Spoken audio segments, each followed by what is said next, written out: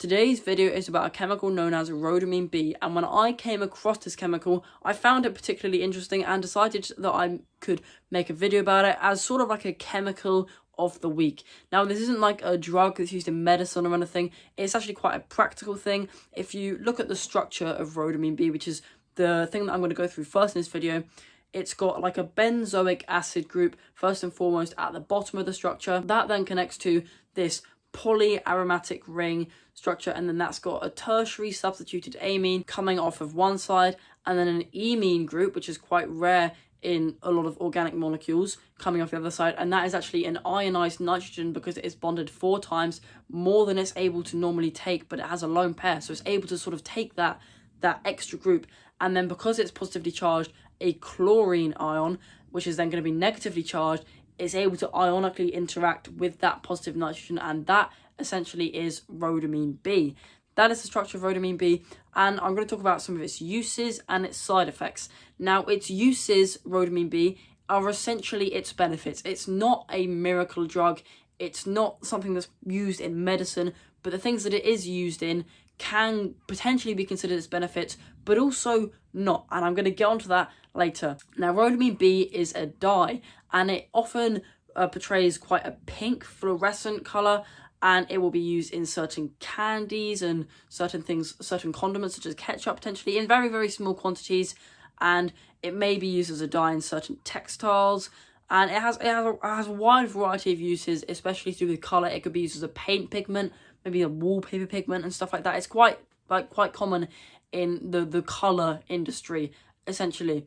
And another use, which was like the main reason I randomly came across rhodamine B, which I thought was an actually really smart and interesting use of this chemical. So rhodamine B is a chemical that gets absolutely everywhere, and I came across this use of rhodamine B on a Reddit post, which was actually where I just came across this chemical in general in the first place. Now, in a lot of areas of the world, poaching exists, and that is where you kill animals, wild animals, and you use some part of their body to make money. You sell it to people and they pay you for it, and you therefore make a profit. Now, elephants in Africa and in India are quite often poached for their ivory. Ivory is quite a nice thing. A lot of like big mansions and houses will probably contain ivory somewhere in some of the like lightings. It's quite a nice looking chemical, and it's a chemical that, because it is so expensive, because poaching is admittedly quite a hard thing to do, hunting an elephant isn't exactly easy.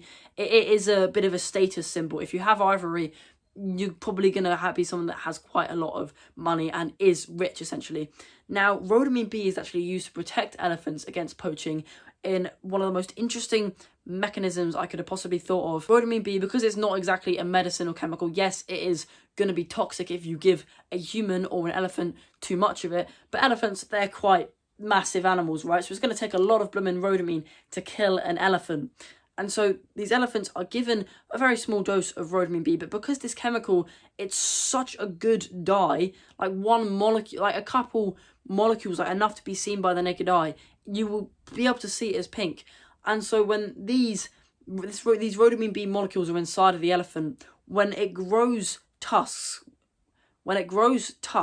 which are made of ivory, that ivory actually ends up being pink, the colour of rhodamine B, because the rhodamine B has contaminated the ivory. And guess what? Nobody blooming wants pink ivory, and so these elephants' lives are essentially saved because of this chemical's mechanisms, which I actually thought was incredibly interesting and an incredibly smart way to use science for a good cause.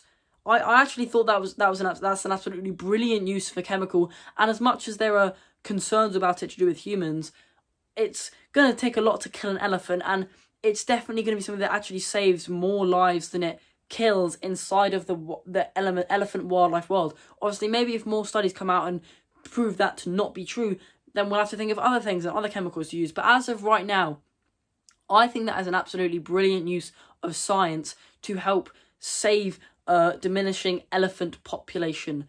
Now, amongst some of its side effects, it's a carcinogen in humans, right? At pretty low doses. It's poisonous, it's a toxin, it does loads of, it just essentially just causes cancer, right? It's not great.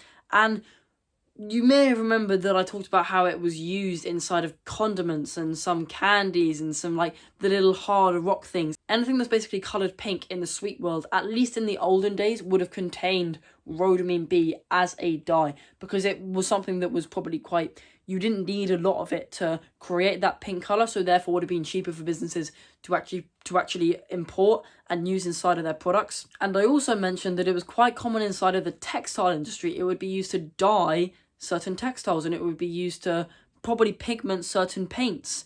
Now, rhodamine B in a lot of places has been banned. There were a lot of reports which states that companies still just use it. It's not really something that's enforced very well at all. I mean, especially since people who may use products that contain rhodamine B could potentially be made in other countries that don't necessarily have that law. It's going to be quite a hard thing to enforce.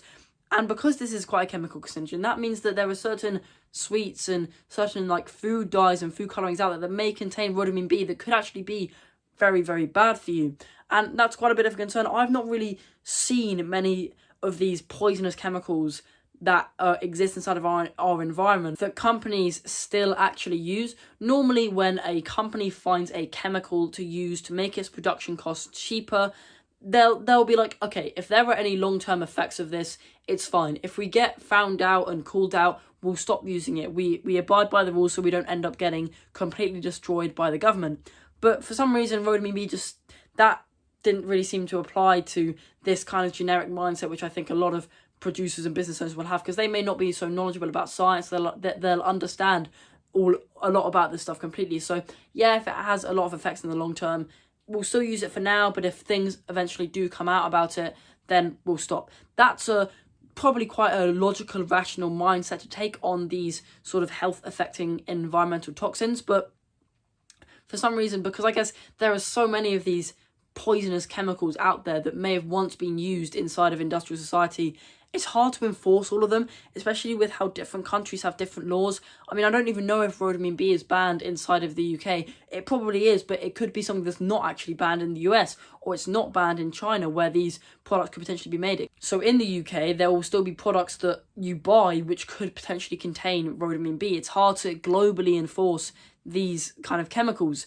And that's the weird thing when it comes to things such as condiments, when it comes to then things like the dyes in the sweets and the candies and like cotton candy and all that sort of stuff, that contains potentially carcinogens. Obviously, because I say rhodamine is a chemical where it is quite it is a very, very pink fluorescent dye, so it doesn't need a lot of it to turn something pink, but it's one of those things where, yeah, it is a dose makes a poison, but this isn't something like BPA where it takes a reasonable amount to actually do some damage. This is an acute toxin. It will, yeah, I feel like this is definitely something that it's rightful to be banned, but it's also definitely something that should be enforced more than it currently is, because rhodamine B is still apparently being found in products just as we go around day-to-day life, but it's something that's supposed to be banned. So especially in terms of things such as food ingestion, looking at ingredients lists is a major part of anything you should do, and that is an actionable tip that I could give you on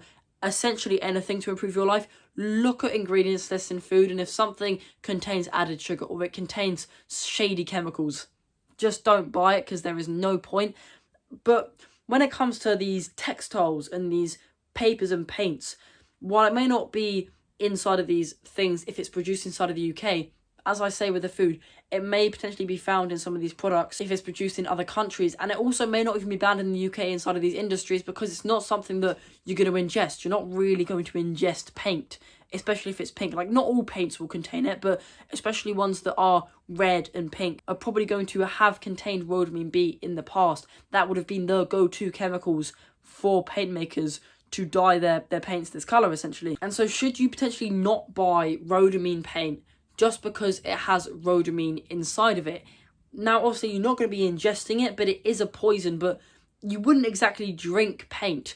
You probably knew this before any of this video started about how rhodamine B has some side effects. Yes, it's a carcinogen and it's an acute poison, etc, etc. You wouldn't have been drinking paint that contained rhodamine B before this video. Yes, it will dermally interact if you get it on your skin and then in your bloodstream, but it's a hard thing. I probably should have done more research on the concentrations that can kill you and that are commonly found, but maybe just don't paint your room red, or maybe don't buy like red food coloring. It's a product that's going to have very limited uses and therefore very limited exposure. But as I say, ingredients list. But that's about all I have to say about this chemical of the week, essentially. I really liked the way that it's used on elephants. Clearly, it's not going to be something that's used in toxic doses to them. Scientists would have done experiments on that and like been able to dictate whether it would have been in a dose that would actually poison the elephants and potentially have worse effects than it had benefits. But I think that's definitely the way that we should use these scientific chemicals moving forward in the world. Instead of polluting our environmental systems, actually putting these to a very good use and actually saving the environment rather than destroying it. But with that, I recommend subscribing for more content like this, and have a good day.